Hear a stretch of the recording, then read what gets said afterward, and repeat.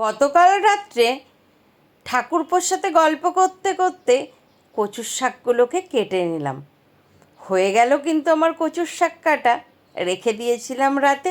সকালবেলা ঘুম থেকে উঠে স্নান ধান করে ঘরের কাজ করে কচুর শাকগুলোকে সিদ্ধ করে নিলাম আর জল ঝরিয়ে রেখে দিলাম একটা সাইডে।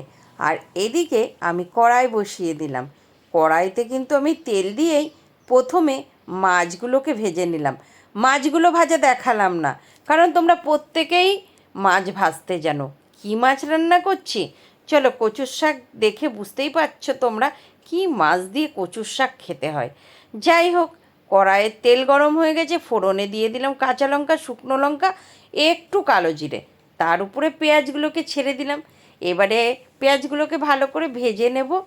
তারপরে আমি ওর মধ্যে কি মশলা দেব, আদা রসুন পেস্ট দিলাম, একটু জিরে গুঁড়ো দিলাম, এবারে দিলাম একটু হলুদ গুঁড়ো, এরপরে তো লঙ্কা গুঁড়ো ছাড়া রান্নাই হবে না, তাই দিয়ে দিলাম লঙ্কা গুঁড়ো আর সামান্য লবণ, যেহেতু কচুর শাকটাই আমার আগে থেকে একটু লবণ দেওয়া। যাই হোক, পেঁয়াজটা ভাজা হয়ে গেছে, এর মধ্যে আমি দিয়ে দিলাম পুরো মশলাটা, ভালো করে কষিয়ে নেব, তেল ছাড়া পর্যন্ত অপেক্ষা করব। তো তেলটা ছেড়ে দিয়েছে আর কচুর শাকেরও এদিকে জল ঝরে গেছে। চলো কচুর শাকগুলো দিয়ে দিই। আচ্ছা, তোমাদের তো প্রশ্ন থাকতেই পারে, কচুর শাক আজকে হঠাৎই রান্না করছি কেন? আমাদের বাড়িতে সেদিনকে কচু হয়েছিল, শাকগুলো রেখে দিলাম। এটা অনেক দিনের ভিডিও কিন্তু, তাও বলে দিচ্ছি। তো আমি ছোট বৌমা বইয়ের সেই সিনেমার মতো কচুর শাক আজকে কিন্তু রান্না করছি। কেমন লাগছে? হঠাৎই ক্লিপসটা দেখলাম দুদিন আগে, তাই মনে হলো কচুর শাক খেতে হবে ইলিশ মাছের মাথা দিয়ে।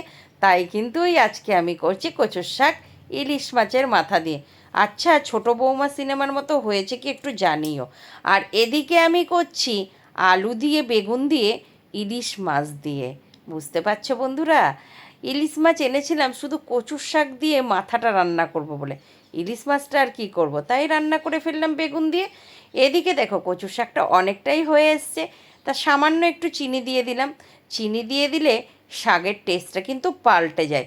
অনেকে বলো ইরি বাবারে চিনি দিচ্ছে, কিন্তু দেখবে শাকের মধ্যে একটু চিনি দেবে, ভালো লাগে খেতে। যাই হোক, এদিকে ইলিশ মাছগুলো ভেজেছি, জলটাও ফুটে গেছে বেগুন দিয়ে আলু দিয়ে। তো চলো ইলিশ মাছগুলো আমি এদিকে দিয়ে দেব আর রান্নাটা করতে থাকবো। তো কেমন লাগলো আমার রান্না, ইলিশ মাছ রান্নাটাও কেমন হয়েছে সেটাও জানিও। আর সেই ছোট বৌমা সিনেমার মতো কচুর শাক হয়েছে কি সেটা জানাতে কিন্তু ভুলো না। তো যাই হোক, মনে পড়ে গেল তো তেঁতুল দিতে হবে, তাই একটু তেঁতুলের কাত বার করে ওর মধ্যে দিয়ে দেব তেঁতুলের কাতটা, কারণ কচুর শাকে অনেক সময় গলা লাগে। তো আমাদের বাড়ির কচুর শাকটা ভীষণ ভালো, গলা চুলকায় না, তাও আমি একটু তেঁতুলটা দিলাম, একটু হালকা টকটক লাগবে বলে। তো আমার এই তেঁতুল দিয়ে কচুর শাক আর ইলিশ মাছের মাথা দিয়ে কচুর শাক খেতে দারুণ লাগে। তোমাদের কেমন লাগে, আমার ভিডিওগুলো তোমাদের কেমন লাগছে সেটা কিন্তু কমেন্ট করে জানাতে ভুলো না। লাস্ট লুকটা দেখে নাও কেমন হয়েছে, কমেন্ট করে জানিও। যদি ভালো লাগে লাইক কমেন্ট করবে। আমার ভিডিও তোমাদের যদি ভালো লাগে একটু শেয়ারও করতে পারো তোমরা। কেমন হয়েছে ইলিশ মাছের ঝোলটা সেটাও জানাতে ভুলো না। যারা যারা খেতে ভালোবাসো সেটাও জানাতে ভুলো না। ভিডিও যদি ভালো লাগে লাইক কমেন্ট করো। আজকে আসি, টাটা।